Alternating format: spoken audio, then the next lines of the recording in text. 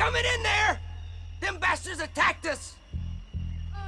Zap him with your siren, man! Zap him with the siren!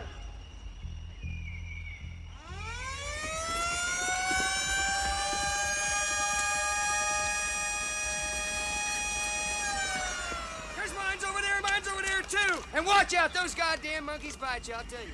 Dennis Hopper is an enigma in some ways. He's such a hard man to classify. He's a brilliant actor who kind of squandered his talent, yet he made some of the most extraordinary films and gave us some of the most extraordinary characters ever seen.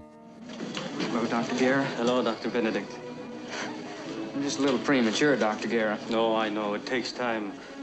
Oh, Jordan, this is Juana. Hello. She's been training out at the hospital. Oh. Must be that darn north wind static or something. Dennis Hopper is a method actor taken to an extreme edge. Storm! Coach! Yeah? What you doing out here? What happened to my scout? Playing Verdi tonight. Bear die, huh? What talk? This is my domicile here. Yeah, sit yourself down over there by the fire and warm up. This is it. Yeah. It gets pretty rough here in the winter, but I manage. I'll bet. You want a little snort? No, thanks. No. I don't mind if I do. Dennis Hopper was an amazing man. He was a painter. He was an ace photographer who's had exhibitions all over the world, and he left his mark on the movies.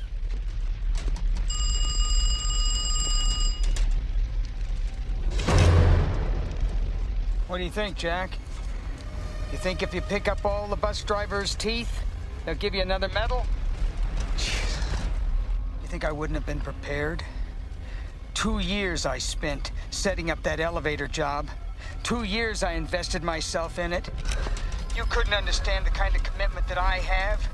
You were in a man's life's work, and you think you can walk away. You got blinders on to the world. But I got your attention now, didn't I, Jack? All of these things are starting to now blossom, and I guess you would call the second life of Dennis Hopper, along with his magnificent performances, and he will never be forgotten.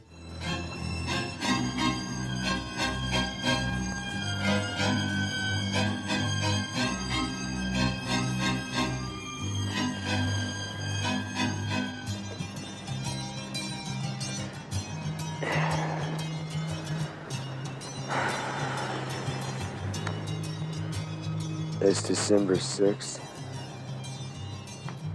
1976. There's nothing to fear but fear itself. Above all, he was an actor who tamed his demons and then made them work for him.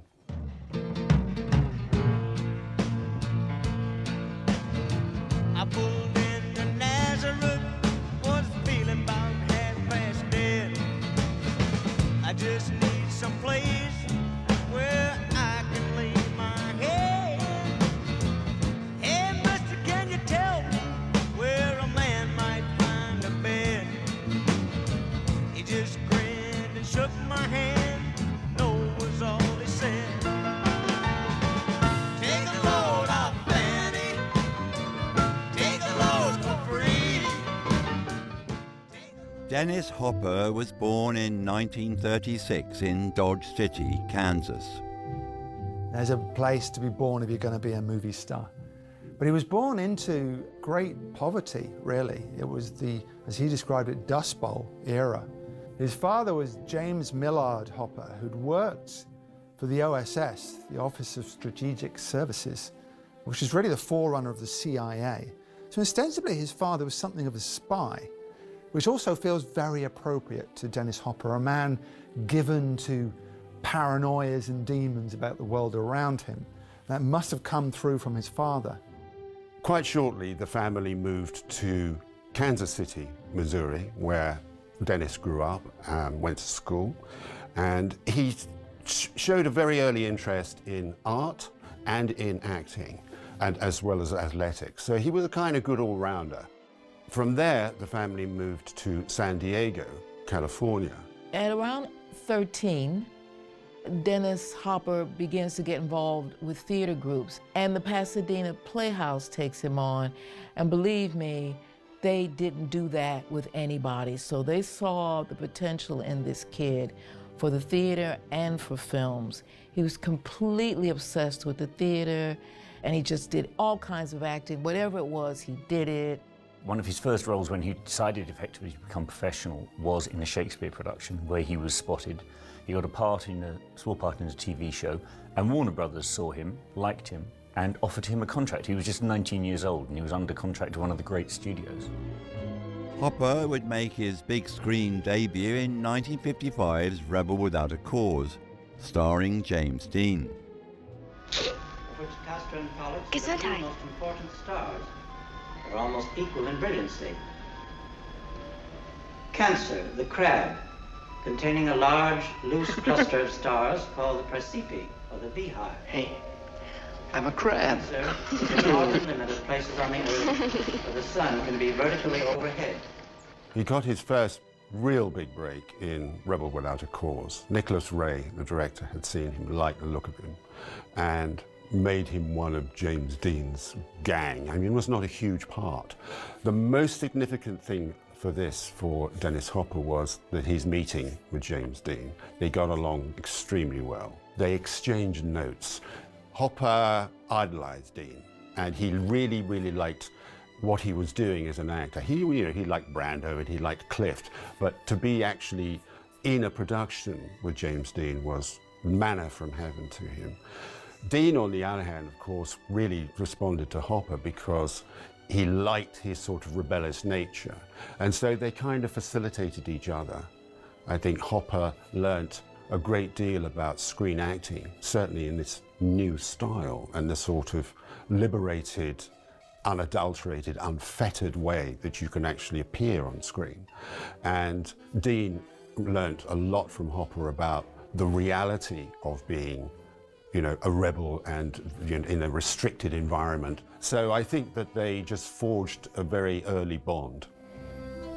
Hopper and Dean also worked together on Giant, where Hopper now had a much more significant role as a medical student. Now that you finished college, a good time for you to take your place here and produce beef for the war. Well, they need doctors, Dad. They need doctors in war, too. I'm gonna go on and finish medical school if I can. You are being bullheaded. I never would be any good running this place. Any man on Rieta can do it better. Jordy, you're the one. You're the one with the responsibility to Rieta. Your blood pressure's going up just while we're talking here. Now, please, Papa, it isn't good for you. Just relax. Don't you get fresh with me. Hopper's next film is Giant, and it's filmed in the same year as Rebel Without a Cause, also obviously with James Dean in. And James Dean's friendship again was hugely important to Hopper during the making of this film because he was playing the son of Rock Hudson and Elizabeth Taylor, two Hollywood legends. And it was the support of James Dean that really helped him develop that and just deliver a performance that matched everybody else on screen. So when, towards the end of filming, with just a few scenes left to go, James Dean was killed in a car accident, it was devastating for Hopper. He didn't just lose a great friend. I think he lost a kind of guiding light in his career. And so at that point, the balance between talent and chaos starts to switch toward chaos. I think because he was absolutely kind of destroyed, I think, by the loss of Dean. Following James Dean's death, Hopper's next film was Gunfight at the OK Corral, which was set in Hopper's birthplace of Dodge City, Kansas. You think I don't know what's inside of you? I had a couple of big brothers. They fought in the Civil War, and I was too young to go. I tried to live up to them the same way that you're trying to live up to Ike and Finn. You know about that, huh? You can bet I know about that. It's not that I want to be a gunfighter exactly. It's just, I don't know, sometimes I get lonely. All gunfighters are lonely. They live in fear. They die without a dime or a woman or a friend. You know, I never thought about it like that. Well, think about it. Think about it. Dennis Hopper is an interesting choice for this because he brings his style of acting versus Burt Lancaster and Kirk Douglas, which would have been an earlier style of acting. We see the method in this picture. He plays at a different pace, and he's remembered. You notice him. His character, Billy, he's quite moody, he's quite unusual in the way he discusses gunfighting. At one point he says, I don't know why I get into gunfights, I'm just lonely, I guess. So he's a very sort of quite James Dean-y in a way. And then by the end of it, he is the one who's offered the chance to escape by Wyatt Earp, and he refuses and dies in a blaze of glory. So it's an interesting part. You can see that that's the kind of part that a moody young actor would really embrace. Hopper then took the role of Napoleon Bonaparte in 1957's The Story of Mankind. He continued to gain further supporting roles towards the end of the 1950s in From Hell to Texas, The Young Land, and Key Witness. Then in 1961, Hopper earned his first leading role in Night Tide.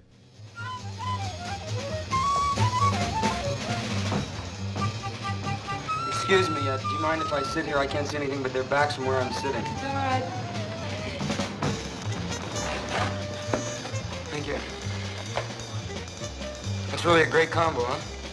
I'd like to listen, please.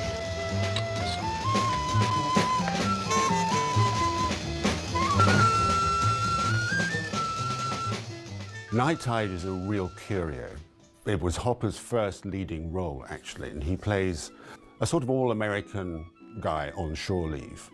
And he ends up in this strange little carnival where there is a girl who is posing as a mermaid. And he finds himself terribly attracted to her, and they have a little sort of meeting of minds and so on and so forth. But it turns out that there are murders happening in the town, and the chances are that this girl is doing them and that she actually might be a real mermaid. It's a film by Curtis Harrington. It's a very, very bizarre little movie. But the great thing about Hopper's performance in this is that he doesn't sort of let on that it's a sort of mythical film. He plays it dead straight. A boy, basically, he's hardly a man at this stage, who is just curious and then ultimately bewildered and then rather frightened by this person that he's got involved in, because he has absolutely no idea what she is. It's a charming, bizarre, and slightly offbeat little cult movie. My father left my mother and I when I was very young. So I became very close to my mother.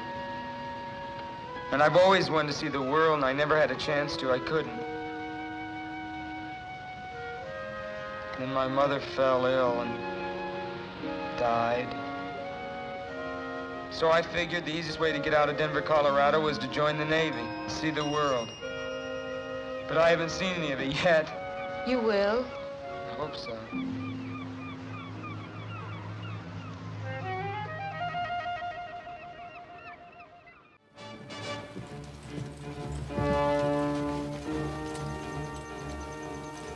In 1965, Dennis Hopper shared the screen with John Wayne in The Sons of Katie Elder.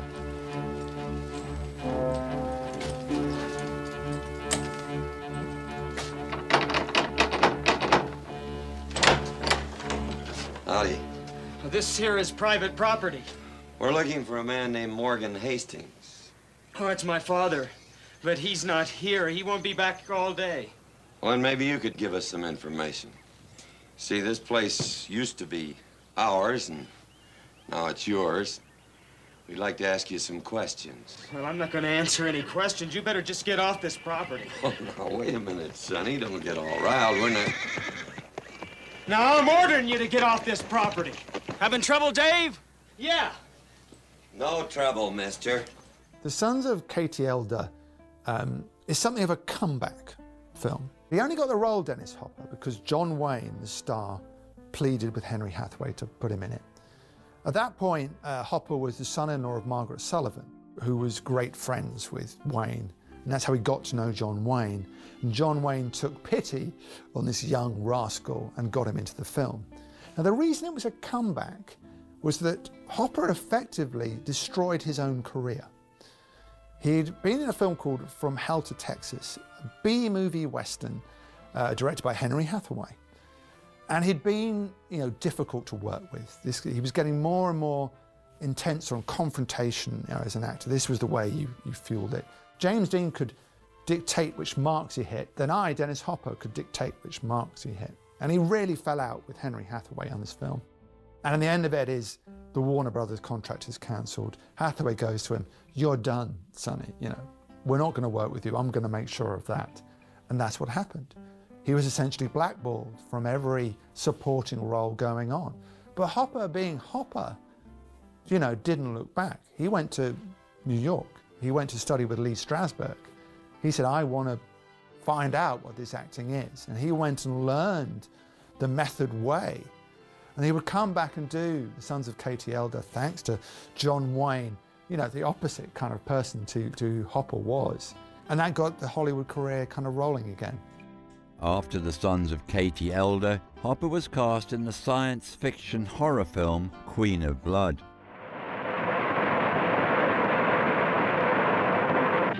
Accounting for the DH factor of drift, we've progressed 75 million miles toward Mars and are passing through perihelion to the Sun. Mars is giving off a red coloring and is becoming more vivid as we approach. It suggests that there is a really deep oxidation of the planet's major substance. How does that sound for the ship's log, sir? Very good. Accurate and rather imaginative. Thank you, sir.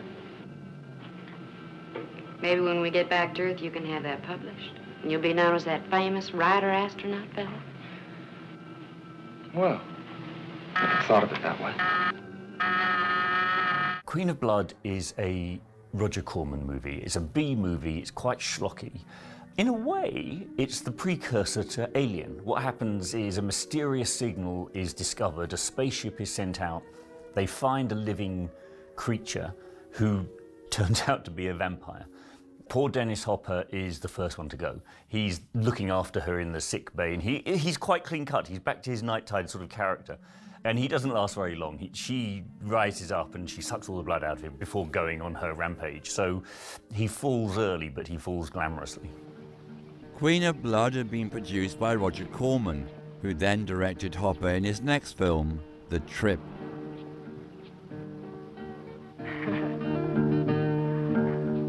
Oh, Hi, Max. how's your life? Fine. Groovy, come on in here. Right. You know everybody in here. Hi, Felix, man. Paul. The Trip is Roger Corman's attempt to sort of lock into the drug culture of the 60s and make the sort of ultimate sort of LSD movie.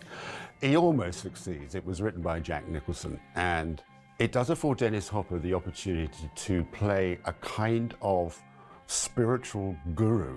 He looks like a sort of high priest from sort of ancient Egypt or something like that. He speaks very, very calmly. He's got a kind of dignity that of young Christopher Lee might have. And when you think of The Trip, you think, oh God, it'll be Dennis Hopper being sort of mad. And not at all. He is actually the sort of calm, cold, cool center of the movie. Following The Trip, Hopper became one of the chain gang in Cool Hand Luke. 1,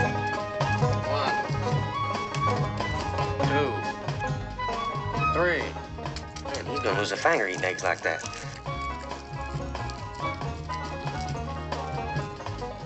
Cool Hand Luke was a prison drama set in Florida, with Paul Newman starring as the man in prison, being bullied and treated extremely badly. Hopper plays a smallish part, but quite a significant one, because he plays the man who is betting on whether Newman will survive all this bullying or not. Newman himself had one of the best parts he ever had, and the film was a great success at the box office. And Dennis Hopper was noticed as one of the best of the supporting players in the film. The year after Cool Hand Luke, Dennis Hopper had a memorable role as the Prophet in 1968's Hang 'em High, starring Clint Eastwood. God. Oh, God. You've come to kill the prophet. Take it easy, will you? Oh, God. You've come to kill the prophet. Can you walk? Oh, they're against me. They spy on me. Oh, God. They're scared of the wrath of God. Get on your feet.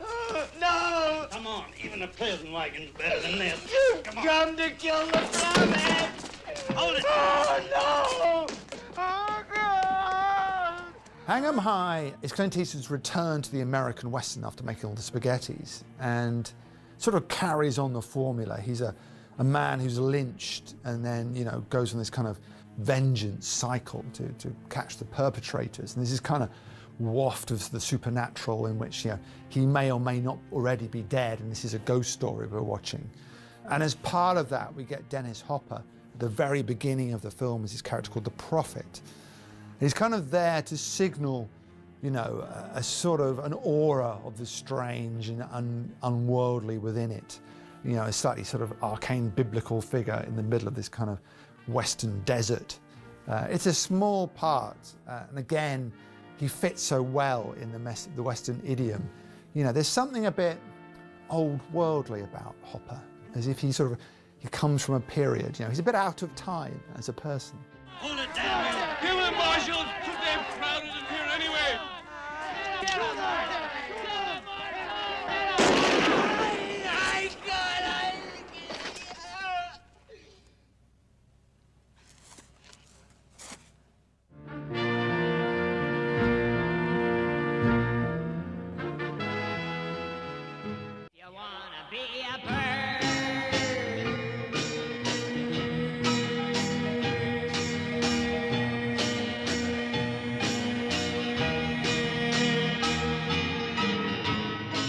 In 1969, Dennis Hopper wrote, directed and starred in the counterculture classic Easy Rider.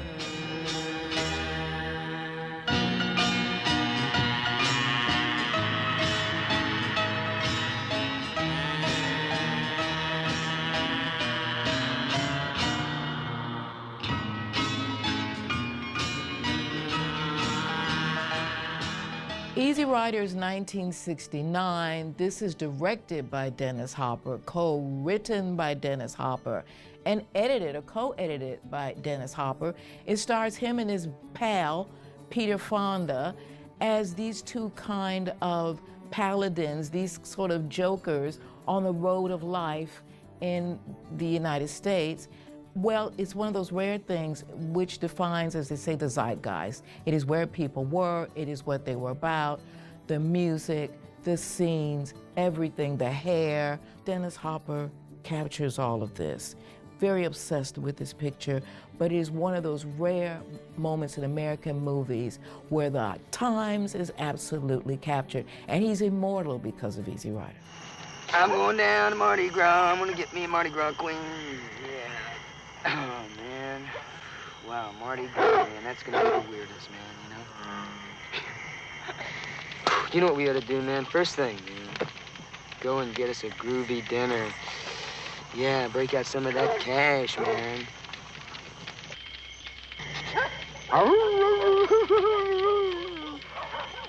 Out here in the wilderness, fighting Indians and cowboys on every side. In the same year as Easy Rider, Hopper also starred in True Grit with John Wayne, which would be another huge success. Sit down. Get in now. You fellas are way too jumpy. What have you been up to? Besides stealing stock. You said you ain't got no papers on us. Well, not by name, but I got a few John Does. Resisting a federal officer, that's a year right there. Oh, my leg hurts. I'll bet it do, sonny boy. Now, you just sit right still so it won't bleed so bad. Amazing to me that in the same year that we got Easy Rider and Dennis Hopper as the great kind of counterculture hero, we get Dennis Hopper in a John Wayne starred movie, you know. John Wayne, who couldn't be more establishment. And yet here's Hopper, a man of contradictions, starring as, Moon, one of, Ned Pepper's evil gang that Kim Darby and John Wayne, as Rooster Coburn, cross over into the wilderness to try and track down to avenge the murder of her father. It's a small but sparkling role for Hopper as one of this wild gang, alongside Robert Duvall. Something he does with great ease. And it's a great pleasure to see him opposite Wayne. And apparently he was very friendly with John Wayne. And they were sort of tales of drinking after hours in which they kind of got on. It's funny, there are so many sort of contradictory forces in Hopper. He was never quite one thing. Despite the success of True Grit and Easy Rider, Dennis Hopper's career struggled in the early 1970s. His second directorial effort, The Last Movie, was poorly received, and he appeared in only a handful of features, including Mad Dog Morgan and Tracks. It was not until 1977's The American Friend that Hopper's acting career was back on track.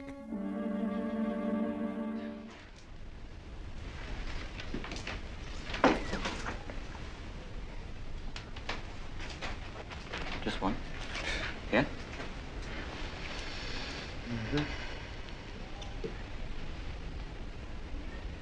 Yeah. Oh. Compliments the picture. How long is it going to take? 2-3 days, yeah?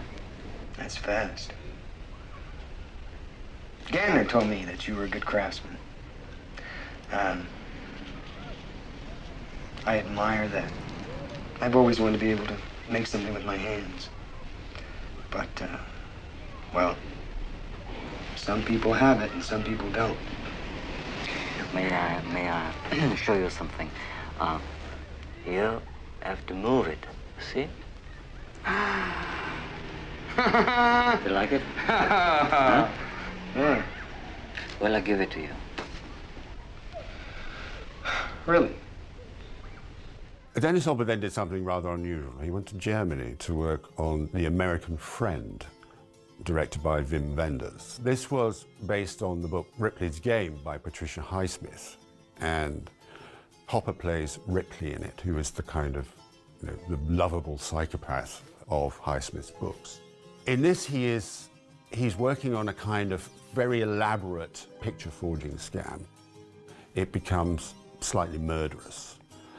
The great thing about Hopper's performance in this is that he doesn't do what you expect him to do as Ripley. He actually sort of turns it slightly. Again, this is someone who is not going to take a script and then simply act from the character as written. He's going to think about it and then bring his own nuances. He's going to bring his own colour into it. Wenders, first of all, thought he was going in the wrong direction until he'd had a chat with Hopper. And Hopper said, no. He said, do you think I'm not going to do what's expected because that would make Ripley too predictable. And the thing about the Ripley character is that he's totally unpredictable. It was a perfect argument. And Wenders said later that he learnt from Dennis Hopper how to take more risks. After The American Friend, Hopper was soon cast in Francis Ford Coppola's Apocalypse Now. Don't go without me, okay? I want to get a picture. He can be terrible, and he can be mean, and he can be right. He's fighting the war. He's a great man.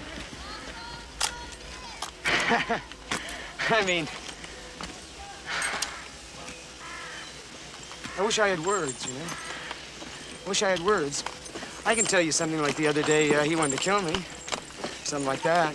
Why do you want to kill you? Because I took his picture. He said, if you take my picture again, I'm going to kill you. And he meant it. Apocalypse Now is Francis Ford Coppola's great Vietnam movie that sets up American cinema to explore Vietnam in very, very different ways. This is relatively shortly after the war has finished. It's filmed in 1979. And it has Marlon Brando as Colonel Kurtz, which is it's a take on a classic of anti-imperialist literature called Heart of Darkness by Joseph Conrad, about someone who goes crazy when they're in the middle of the craziest part of the world.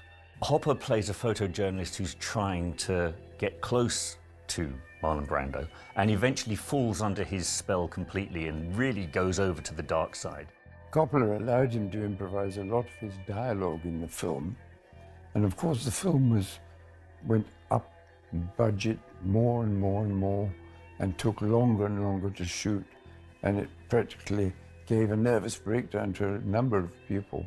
The film itself, of course, was a giant success eventually, but it was a real struggle to make. And Dennis Hopper said at the time that he felt that everybody was mentally disturbed in the film by the end of it, but somehow it came good. The man really likes you? He likes you, he really likes you. But he's got something in mind for you. Aren't you curious about that? I'm curious. I'm very curious. Are you curious? There's something happening out here, man. Hopper continued to work with director Francis Ford Coppola on 1983's Rumblefish, and with many other prestigious directors throughout the 1980s. He starred in Sam Peckinpah's thriller The Osterman Weekend, Robert Altman's comedy O.C. and Stiggs, and David Lynch's cult hit Blue Velvet. He's from the neighborhood. We were just talking. Oh. You're from the neighborhood. Yeah. You're a neighbor. Well, what's your name, neighbor? Jeffrey. He's a good kid, Frank. The character is Frank, and he's a gangster. And what Lynch realized was that he was rather like Dennis Hopper. And Dennis Hopper had got hold of the script and through his agent had called David Lynch and said, I am Frank, which is not a great thing for anyone to hear, you know, because Lynch knew how dark a character this was. I mean, he was ferocious. But Hopper had been clean for 18 months. Yeah, Dino De Laurentiis, who produced it, said, no, we're not having Hopper. He is unreliable. He is chaos. But once Lynch had had that call, he could not think otherwise. Frank was Hopper. Hopper was Frank.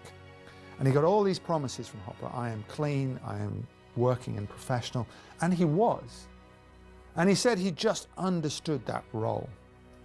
And I don't think there's another performance like it anywhere. The film is a sensation. It's one of the great, I think, modern American classics. It's Lynch's masterpiece. And at the heart of it is this vortex that is Dennis Hopper. And it was Dennis Hopper sober, you know, and he was playing the part. And you realize what an actor he was. In the same year as Blue Velvet, Hopper also starred alongside Gene Hackman in the classic sports drama Hoosiers. I've got a proposition for you. Cletus going to be laid up for a while. And I want you to give me a hand. Well, I can tell you anything that you need to know. No, you don't understand. I want you to be my assistant. I want you to come to the practices and sit on the bench with me during the games. Me? You want me? What do you say? No, under the following conditions. That you, clean yourself up. And, you shave and, you show up at the games on time and the practices. And you wear shirt and tie. Well, I got myself a suit right there. I got a winged dinger. I was married in that suit there. There's no huge secret that Dennis Hopper had a big problem with alcohol and drugs in a great deal of his career. And he went into rehab and he came out of it. He actually sort of rose like a phoenix from the ashes because he knew he was killing himself. And really one of the first films he made when he sort of got straight was Hoosiers. Hoosiers is one of the greatest sports films ever made. He plays a retired basketball player who is brought out of retirement in order to coach this small local team.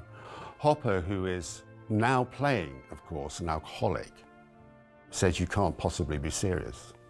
And he says, the one thing that you must do if you agree to this, and I want you to, regain your self-respect, and I know that you can do this, is you have to come in sober. And first of all, he rejects the idea because he doesn't think he can give up the drink, and then he does. It's one of those roles where you can see the reality of what Hopper has been through himself, actually drawing on that and making it that sort of deeper characterization that anybody who hadn't had that experience could not possibly have emulated.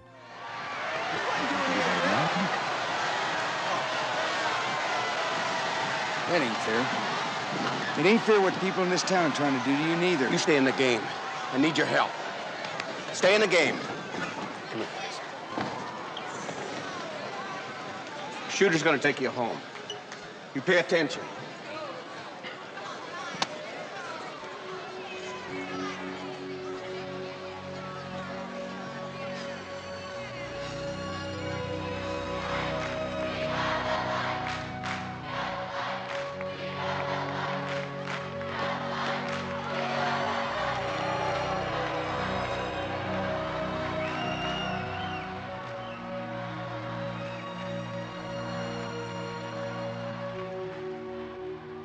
whose years would earn Hopper an Academy Award nomination.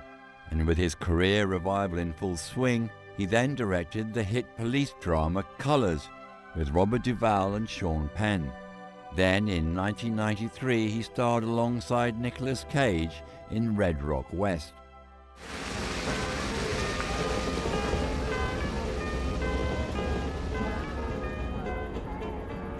You're not going in here, are you? Yeah, I got to take care of a little business. And I want to buy you a drink.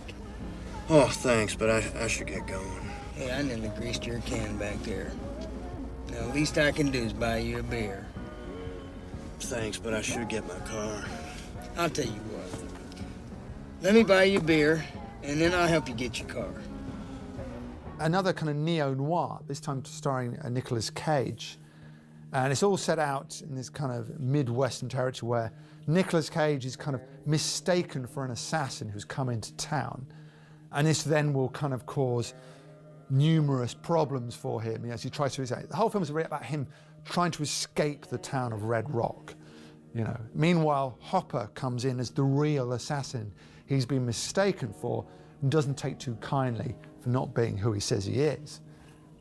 There were worries, certainly from Hopper's point of view, that it was another rerun of Frank from Blue Velvet.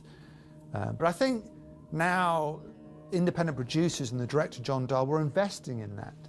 You know, Frank had kind of reinvented Dennis Hopper as Dennis Hopper, and it was really working. So he brought to these roles now a kind of comic, dark edge to them.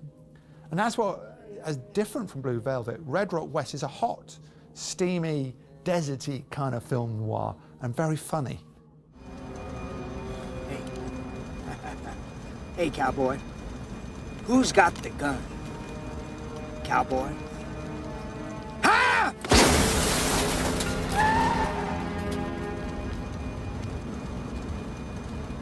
You keep your foot on the gas.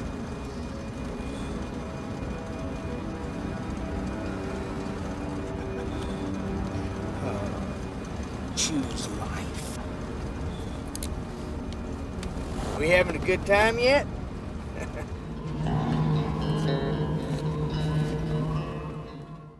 little bit of tear let me down, spoiling my act as a clown.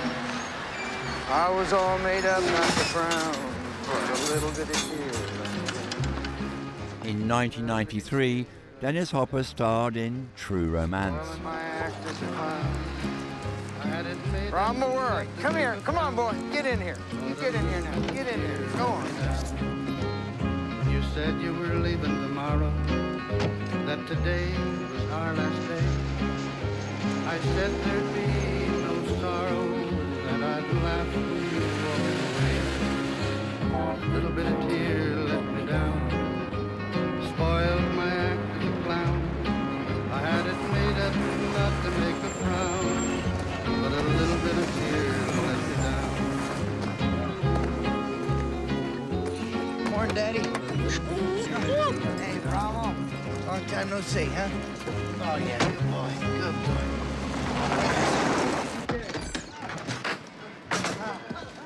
Now, you're gonna have to excuse the place.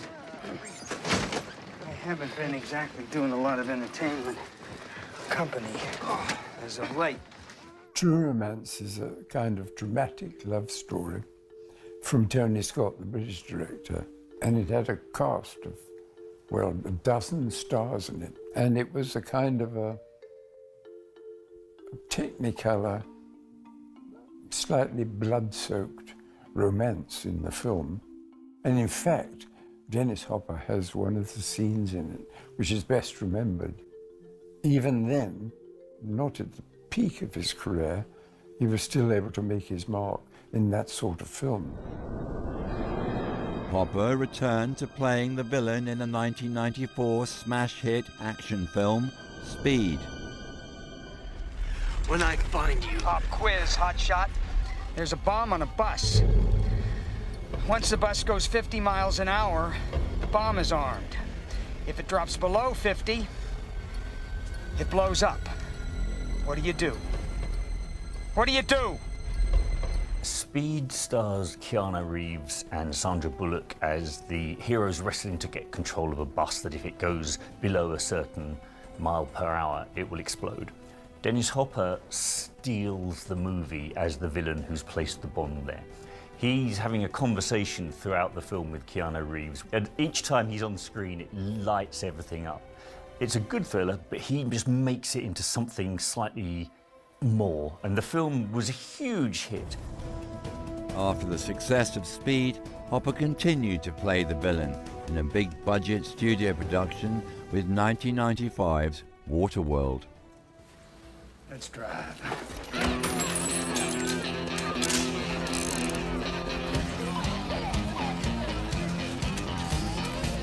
The pit. Don't bother with the scene. Drive! Hey, it's driving better.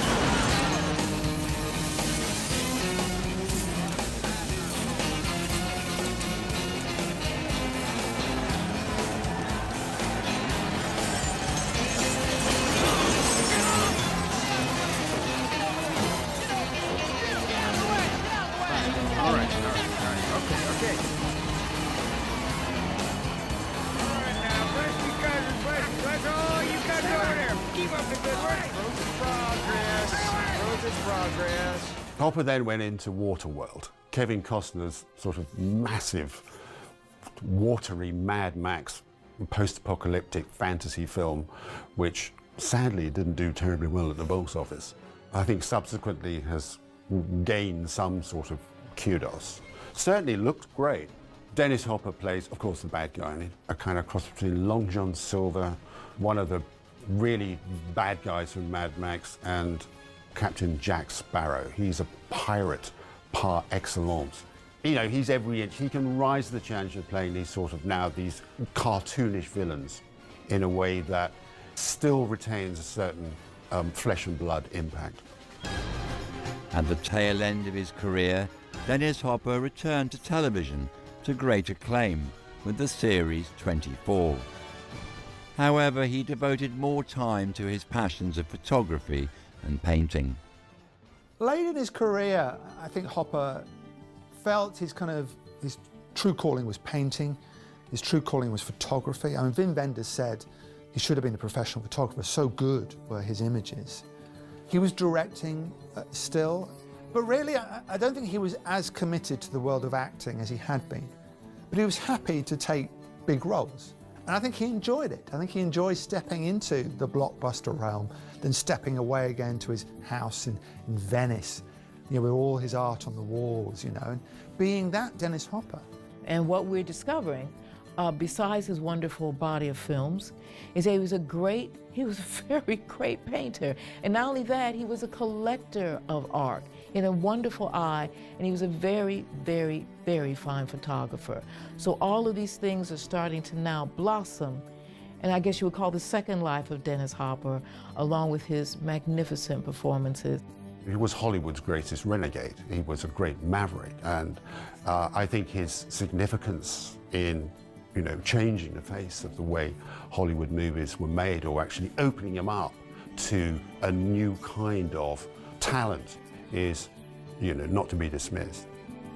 Dennis Hopper symbolizes a variety of different things, most notably probably the American counterculture of the 60s and 70s, with roles in Apocalypse Now, with The Trip, and obviously with Easy Rider. And so to a degree he's a statement about a generation. And then he goes on to continue to work. Although he's really significant in that period, he's always working because he's a great actor. So he's not just a symbol, he's a great actor. Dennis Hopper was an extraordinary man, someone whom I admired rather, because he was charming, he was very intelligent, and he left his mark on the movies.